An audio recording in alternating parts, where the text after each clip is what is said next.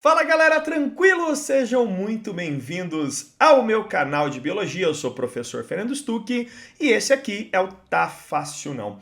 Muito obrigado aí pela sua visualização e audição, porque também está disponível no Spotify esta aula. Para quem gosta de escutar uma aula, também está no Spotify. E para quem gosta de visualizar imagens e vídeos que eu coloco aqui, também está no YouTube. Então, muito obrigado. Não esquece de deixar encarecidamente aqui o seu like, a sua inscrição e também colocar no comentário o que você está achando dos vídeos e do canal.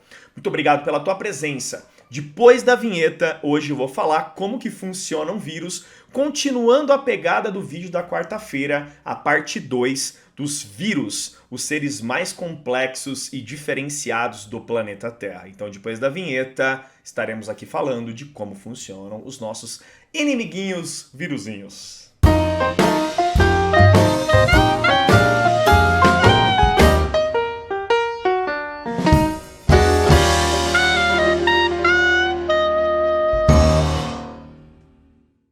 Os seres humanos são constituídos por uma média muito grande de proteínas. É uma variante entre 20 mil a 95 mil proteínas diferentes.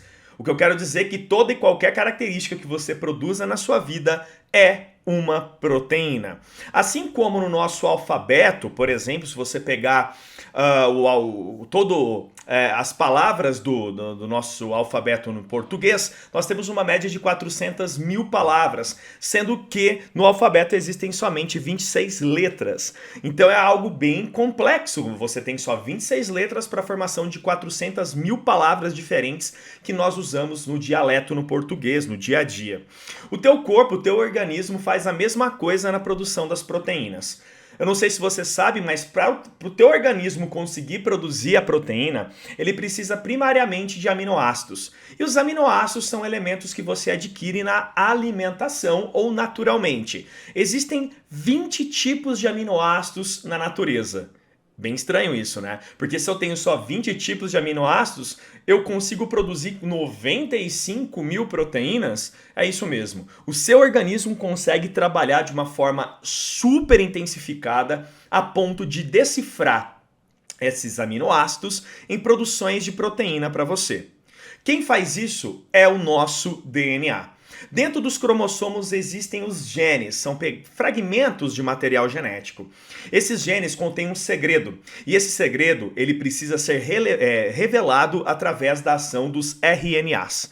O RNA ele consegue pegar esse segredo e levá-lo até os ribossomos no citoplasma, lembrando que o teu DNA está dentro do núcleo. O RNA que contém o segredo é levado para o ribossomo e o ribossomo traduz essa informação em proteína, fazendo com que os aminoácidos que você ingeriu na alimentação sejam colocados em ordem para a formação daquela proteína específica. Então vamos pensar que você precisa produzir a queratina para que você tenha cor na sua pele, no seu olho, no seu cabelo. Para isso, você tem lá dentro da sua célula um gene específico para isso, para você produzir a cor. Caso aconteça um erro, você terá uma doença chamada albinismo, porque você teve uma deficiência na montagem dessa proteína. O teu código genético não conseguiu levar e decifrar a ordem de aminoácidos correta para que você produza a proteína específica para o teu corpo. Nesse exato momento você deve estar pensando, ok, mas o que isso tem a ver com os vírus? Tem tudo a ver. Todos os seres vivos da Terra necessitam desse procedimento que eu falei, aonde o DNA produz o RNA vai para o ribossomo traduz em proteína, correto? É importante que você entenda esse caminho, esse breve e curto caminho que eu estou dizendo para vocês. Isso nós chamamos de transcrição, que é quando o DNA fabrica o RNA, e a tradução, que é quando o RNA é traduzido em proteína para você, juntando os aminoácidos, beleza? Todo ser vivo faz isso, inclusive as bactérias, protozoários, fungos, todos eles, tanto que a bactéria, mesmo sendo procarionte, tendo núcleo desorganizado, ela tem DNA e ela tem ribossomos para fazer isso, correto? Os vírus são seres acelulares. Como vocês já aprenderam aqui no meu canal, eu já tenho falado muito sobre isso, os vírus, eles não possuem célula. Se eles não possuem célula, eles não possuem... o quê? Você ia falar DNA, né? Não, ele tem DNA, tá, pessoal? Ele tem DNA, ele tem RNA e ele tem uma cápsula de proteína com gordura, um capsídeo de proteína e gordura e um envelope de proteção também. Só que ele não tem ribossomo. Então, qual é a função dos vírus? Invadir uma célula que tem um ribossomo.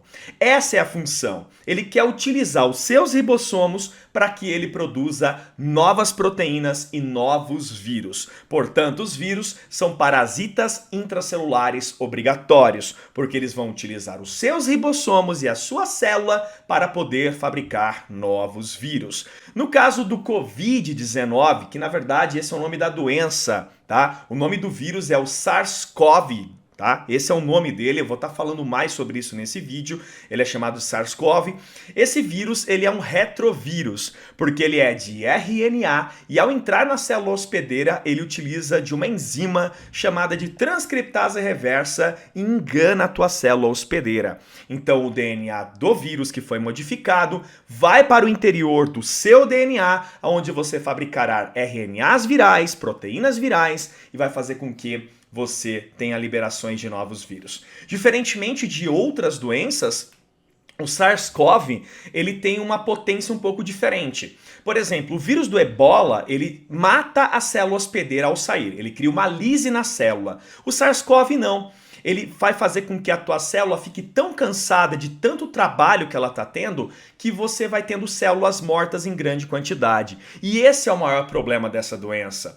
O maior problema do SARS-CoV é que quando você tem ele dentro da sua região respiratória, normalmente ele vai dar uma coceirinha, uma dor de garganta, um narizinho entupido. Se o teu corpo conseguir eliminar isso, você vai ter um resfriado brando. Dor de garganta, uma tossezinha, um nariz escorrendo. Caso contrário, se o SARS-CoV conseguir chegar até os seus pulmões, lá que o bicho vai pegar. Porque lá nos seus alvéolos, as células que estão morrendo, elas vão ficar em grande concentração. E a tua linha imune vai tentar matar o vírus e também juntamente com essas células mortas. E aí que vai acontecer literalmente um entupimento de células mortas com vírus. E aí os alvéolos começam a ser danificados e aí você começa a ter um efeito muito problemático da doença, que é um efeito pulmonar. Falta de ar, começa a ficar com apneia, roxinho e tal, até o ponto de você vir a óbito. Então o que eu quero dizer é que essa doença, ela não é problemática na ação viral, e sim nas consequências que o vírus está trazendo para o teu pulmão. Se o vírus não atingir o seu pulmão, tranquilo. Se ele atingir o pulmão, é aí que vem a seriedade do negócio. Para sequestrar os ribossomos, primeiramente é preciso penetrar na célula, que é protegida por uma membrana, rapaziada. Cada vírus dá um jeito diferente de atravessar essa membrana, então vamos usar o exemplo do próprio coronavírus. Ele atende pela sigla COVID, como eu tinha comentado para vocês. A pandemia de Covid-19 é só uma obra desta família, sendo que ela é bem antiga. Além de outras epidemias respiratórias, como SARS de 2002 e MERS de 2012, os coronavírus foram e também são os grandes responsáveis por resfriados comuns, junto com mais de 200 e outros tantos vírus de tipos diferentes. Das 7 linhagens conhecidas de COVID, 4 são quase inofensivas e só causam alguns resfriados. O corona, você já aí deve estar muito ligado a esse nome, ele também é chamado assim porque a sua estrutura, né, das proteínas, ela parece uma coroa, tá? Tem uma aparência de bola com uma coroa de espinhos. Esses espinhos, na verdade, eles não espetam, e sim são proteínas que evoluíram para se encaixar como chave e uma fechadura nas membranas de nossa célula. Uma célula humana é algo que realmente é muito pequena. Só para que você tenha uma noção, nós temos uma média de 40 trilhões delas. E em geral, elas são minúsculas, muito pequenas. Só que os vírus possuem 160 nanômetros e são bem menores, então isso facilita muito a sua ação de entrada. Só para que você entenda, se o vírus tivesse o tamanho de uma pessoa, nós, seres humanos, teríamos mais ou menos 17 mil quilômetros, que é a distância entre o Brasil e o Japão. Uma média de 20% das pessoas que pegam o Covid-19, né, o SARS-CoV, tendem a ter casos mais graves no pulmão, como eu tinha comentado com vocês, juntamente com os vírus, anticorpos e células que estão mortas nos alvéolos. Porém, rapaziada, a grande maioria acaba tendo um resfriado, nem é uma gripe, é um sentimento meio de garganta raspando, uma tosse e uma coriza. Portanto, a abrangência desse vírus e a distribuição infectante dele é muito alta.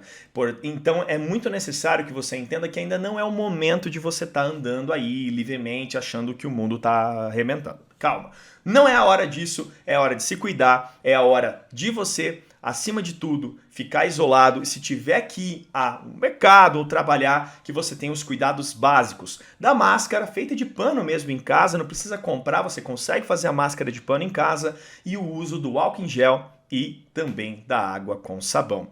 Na verdade, o álcool em gel 70 e água e sabão, o que eles fazem nos vírus?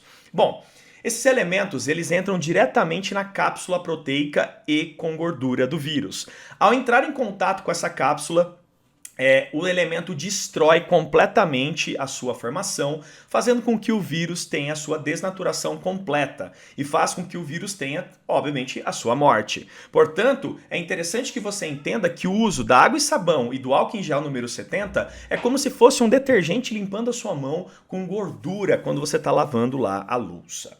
Beleza, rapaziada, é interessante esse vídeo, né? Espero que vocês tenham gostado. Passei bastante informação. No próximo vídeo já tô até adequando aqui o meu roteiro. Eu vou falar sobre as classificações dos vírus. Esse vídeo vai ser bem top, bem difícil. Nós vamos falar de como é a rotina deles e como que funciona as suas infecções de acordo com o seu estilo, vamos dizer assim, tá bom?